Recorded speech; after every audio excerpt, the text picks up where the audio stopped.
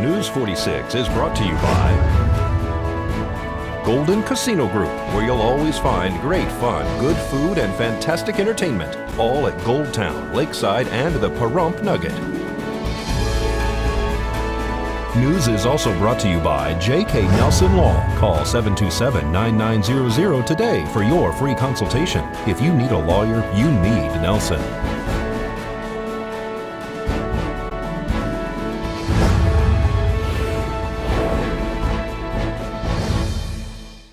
Tonight on News 46, a preliminary hearing is held for Ashley Winn. RSVP gets a big surprise, and you can get your tickets now for a sweetheart dinner and dance. News 46 starts now. You're watching KPVM News 46 with Deanna O'Donnell.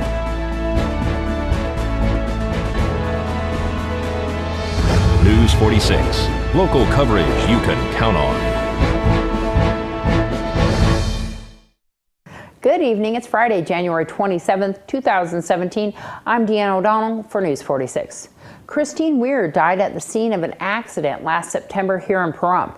The crash occurred in the morning of Fall Festival's parade on the actual parade staging area. She and her fiance, Brian Schwanier, were driving to her job at Walmart about 3:45 in the morning, according to Brian, when they were struck by a pickup truck driven by suspected drunk driver Ashley Winn.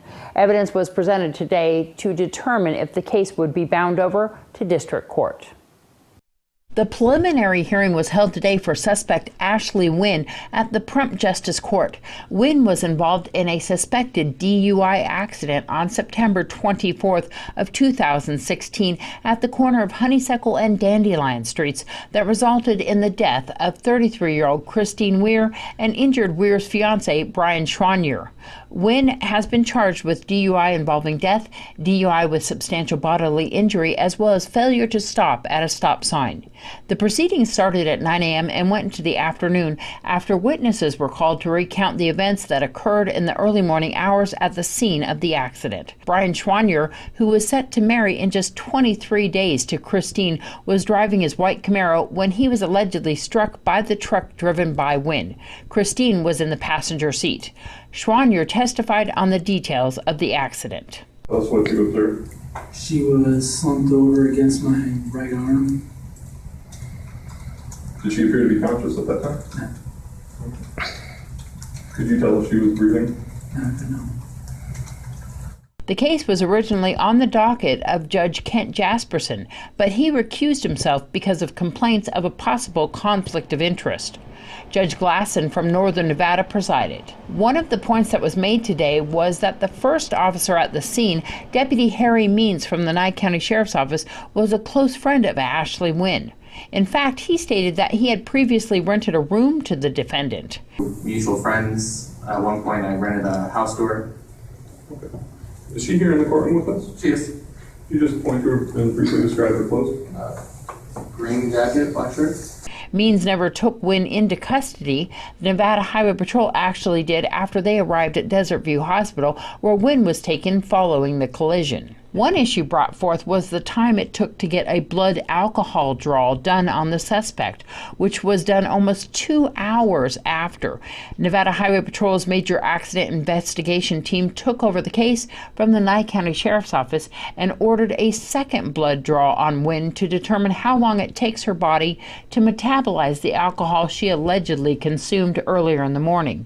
We spoke to Deputy District Attorney Michael Vieta Cabell about the case. Under Nevada Revised Statute 484C110, there are multiple theories under which the state can prove a driving under the influence charge.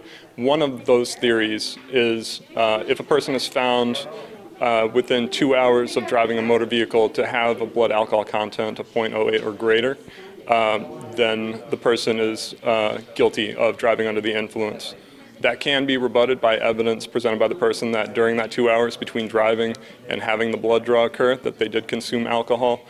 So it's not, just a shortcut that we can use. We still have to present sufficient evidence to show that the person didn't interveningly consume alcohol. After the proceedings were finished, Winn's attorney Thomas Gibson commented. Because of the unusual publicity it has received, it's hard to get a fair trial. So I'm going to be petitioning the court to hear the trial. And all the other stuff can happen down here, but in the trial itself, I want to move to be heard in either Tonopah or Goldfield. Several family and friends of Christine Weir attended the trial. They were all dressed in orange, Christine's favorite color, and had the phrase "Justice for Christine" written in bright colors on their cars. We spoke to some of the friends and co-workers of Christine from Walmart about their feelings on the trial. Orange was Christine's favorite color, so we all wear orange to support Brian as well as, remembering Christine. Ashley Winn will be arraigned on March 13th in Department 2, Judge Lane's courtroom at 9 a.m. This is Deanna O'Donnell for News 46. And a New York woman was stranded overnight in a remote part of Death Valley until she was rescued by National Park Rangers and California Highway Patrol. Officials said she had adequate supplies and made the right decisions that allowed her to survive her ordeal. The 27-year-old woman became stranded in winter conditions after her vehicle became stuck in snow. On Sunday, the New York resident had been traveling in a rental SUV when she encountered deep snow on Hunter Mountain Road. At about 3 p.m., she decided to turn around and head back, but her vehicle was stuck. Fortunately, the woman had extra food, water, camping gear, and warm clothing. She spent the night in her car. On Monday morning, she began hiking up the mountain to get to an area with cell phone service. After hiking in the snow for several hours, she was able to get a 911 call out and relayed valuable information about her situation to dispatchers before the call was dropped. On Monday afternoon, Death Valley National Park received a report transferred from the Inyo County Sheriff's Office of a woman who was stranded and lost somewhere in the park's Hunter Mountain area. A park ranger was unable to reach the woman by vehicle because of deep snow and mud. A helicopter from the California Highway Patrol was requested, and they were able to locate the woman's vehicle shortly before sunset. The helicopter landed on the roadway and picked the woman up. News 46 will return in just a moment.